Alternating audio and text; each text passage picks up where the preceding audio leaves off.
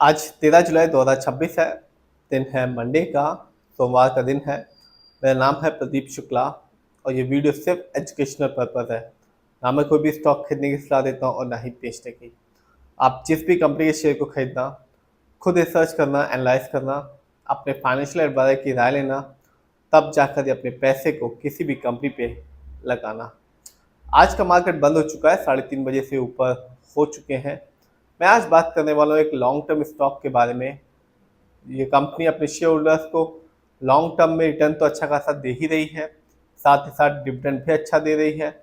और पिछले साल इस कंपनी ने अपने शेयर होल्डर्स को बोनस शेयर भी दिया था। तो कह सकते हैं कि हर तरीके से यह कंपनी अपने शेयर होल्डर्स को बेनिफिट कर रही है, चाहे वो रिटर्न हो, चाहे वो डिविडेंड हो, चाहे वो बोनस शेयर हो।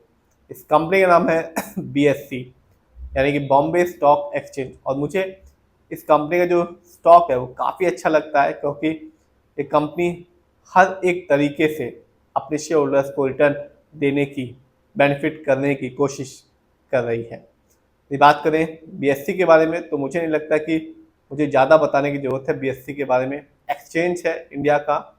और आज की बात करूं तो आज जब 3:30 बजे मार्केट बंद हुआ, इस कंपनी का शेयर प्राइस था 3805 रुपीज़ 30 पैसे का। और आज इस कंपनी के शेयर में मामूली सी गिरावट देखने को मिली, जो कि 0.17% की। लेकिन मैं हमेशा कहता हूं कि आप लॉन्ग टर्म रिटर्न देखना, तब जाकर ही अपना पैसा किसी भी कंपनी पे लगाना, चाहे कंपनी जैसी भी हो, लॉन्ग टर्म की हो, लार्ज कैप की हो, मिड कैप की हो या स्मॉल कैप की हो।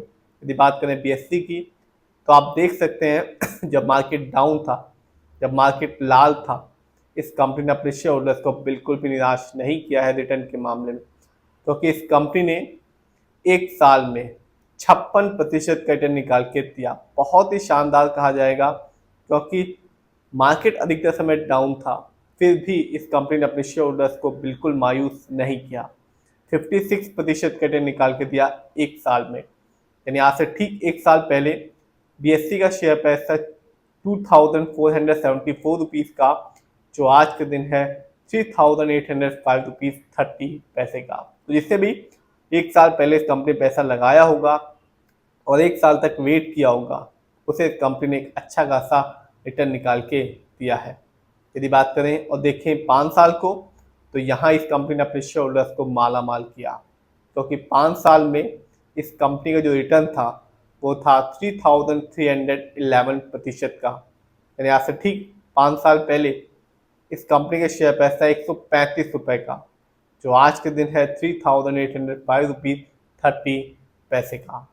भले ही शेयर प्राइस आज महंगा जरूर हो गया हो, लेकिन ये कंपनी कंटिन्यू, चाहे वो एक साल हो, चाहे वो 5 साल हो, ये कंपनी अपने शेयर होल्डर्स को रिटर्न पे रिटर्न दे रही है। और ये जो डाटा है वो यही बताता है। जानते हैं इस कंपनी के स्टॉक के परफॉर्मेंस को। तो एक साल में इस कंपनी का जो हाईएस्ट शेयर प्राइस गया वो गया 4446 रुपीज़ 80 पैसे का, जबकि एक साल में इस कंपनी का लोएस्ट शेयर प्राइस आया 2021 रुपीज़ 50 पैसे का। देखते हैं इस कंपनी के इवेंट्स को। तो 10 जुलाई 2026 को इस कंपनी ने अपने शेयर होल्डर्स को डिविडेंड दिया, हर एक शेयर के बदले में 10 रुपये का।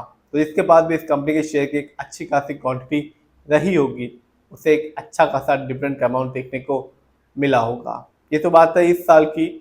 2025 में भी इस कंपनी ने अपने शेयर होल्डर्स को बोनस शेयर भी दिया था और डिविडेंड भी दिया था। बोनस शेयर दिया था 1:2 के रेशियो में, यानी कि जिसके बाद इस कंपनी का एक शेयर रहा होगा, कंपनी ने 2 एक्स्ट्रा फ्री में शेयर दिए। और कंपनी ने पिछले साल 2 बार अपने शेयर होल्डर्स को डिविडेंड दिया था, एक बार 5 रुपये और एक बार 18 रुपये का। तो टोटल डिविडेंड का अमाउंट पिछले साल था 23 रुपये। और इस साल इस कंपनी ने अभी तक अपने शेयर होल्डर्स को 10 रुपये का डिविडेंड दे चुकी है। तो कंपनी रिटर्न भी दे रही है और हर साल अपने शेयर होल्डर्स को डिविडेंड भी दे रही है। देखते हैं इस कंपनी के फंडामेंटल्स को। तो जो कंपनी का मार्केट कैप है वो है 1,55,246 करोड़ का। ये कंपनी लार्ज कैप की है, क्योंकि मार्केट कैप 20,000 करोड़ के ऊपर का। लार्ज कैप की कंपनी में जोखिम कम होता है, पूंजी ज़्यादा लगी होती है और रिटर्न वैसा नहीं देती जैसा मिड कैप की या स्मॉल कैप की कंपनियां देती हैं। PB रेशियो 23.27 है। वैसे शेयर मार्केट में एक अच्छा PB रेशियो कहलाता है 1, और 3 के बीच में। यदि पीवी रेशियो 1 से कम है तो इसका मतलब है कि कंपनी का शेयर सस्ता है और कंपनी की जो स्थिति है वो ठीक नहीं है। एक आइडियल पीवी रेशियो माना जाता है 1 से लेके 3। ये डिपेंड करता है जो मार्केट की कंडीशन है उस पर। यदि कंपनी का पीवी रेशियो 3 से ज़्यादा है तो समझ लीजिए कि कंपनी का शेयर महंगा है और निवेशकों को कंपनी से फ्यूचर में बहुत ज़्यादा उम्मीदें लगी हुई हैं। इंडस्ट्री पी है 53.35 का। शेयर मार्केट में एक अच्छा इंडस्ट्री पी कहलाता है 20 से लेकर 25 के बीच में। ये बताता है जो कंपनी के स्टॉक है मार्केट में कैसा परफॉर्म कर रहा है। क्या वो बहुत ज़्यादा महंगा तो नहीं हो गया शेयर मार्केट में, क्या बहुत ज़्यादा सस्ता तो नहीं हो गया शेयर मार्केट में कंपनी का शेयर। डेब्ट टू इक्विटी नहीं है, इस कंपनी पर किसी भी तरह का कोई भी लोन कर्ज नहीं है। आरओई यानी कि रिटर्न ऑन इक्विटी, यानी कि आपने कंपनी को पैसा दिया, कंपनी ने प्रोजेक्ट्स में लगाया और प्रोजेक्ट से कितना कंपनी को रिटर्न मिला, इसी को कहते हैं आरओई। आरओई है 37.42% का, बहुत ही अच्छा है क्योंकि शेयर मार्केट में एक अच्छा आरओई कहलाता है 15% से लेकर 20% के बीच में। और मेरा मानना है कि आप जब भी किसी कंपनी के फंडामेंटल्स को देखें तो आरओई जरूर चेक करें क्योंकि ये बताता है कंपनी कैसे आपके पैसे को इस्तेमाल कर रही है। यदि कंपनी का आरओई हाई होता है या पॉजिटिव होता है तो साफ बताएगा कि कंपनी आपके पैसे को सही से इस्तेमाल कर रही है। इससे आगे चल के फ्यूचर में कंपनी आपको एक अच्छा खासा रिटर्न दे पाएगी। यदि कंपनी का आरओई कम होता है या नेगेटिव होता है तो साफ बताएगा कंपनी आपके पैसे को सही से इस्तेमाल नहीं कर पा रही, जिससे रिटर्न पाने की जो पॉसिबिलिटीज होती है लॉन्ग टर्म में बहुत ही कम हो जाती है। इस कंपनी का ईपीएस है अर्निंग पर शेयर 61.07, अच्छा खासा है। वैसे शेयर मार्केट में एक अच्छा ईपीएस कहलाता है 80 से ज़्यादा का। ये बताता है कंपनी लास्ट 12 महीने में कितना कमाया। इस कंपनी का डिविडेंड यील्ड है 0.26%। शेयर मार्केट में एक अच्छा डिविडेंड यील्ड कहलाता है 2% से लेकर 6% के बीच में, और हाई डिविडेंड यील्ड हमेशा कमाना चाहता है। इस कंपनी का जो बुक वैल्यू है वो है 163.83 का। बुक वैल्यू का मतलब होता है कि यदि कंपनी अपनी सारी संपत्ति को बेच दे, अपनी लायबिलिटी को पे कर ले, उसके बाद जो अमाउंट बचता है और share holders number of share holders से डिवाइड करने के बाद जो पैसा आता है वही अमाउंट हर एक शेयर होल्डर्स के पास जाएगा। इस कंपनी का बुक वैल्यू है 163.83 का और बढ़ता हुआ बुक वैल्यू अच्छा माना जाता है। यदि कंपनी का बुक वैल्यू हर साल बढ़ रहा है तो एक अच्छी बात मानी जाती है।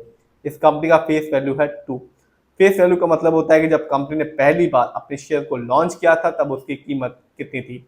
फेस वैल्यू का कंपनी की ग्रोथ से कोई भी लेना देना नहीं होता।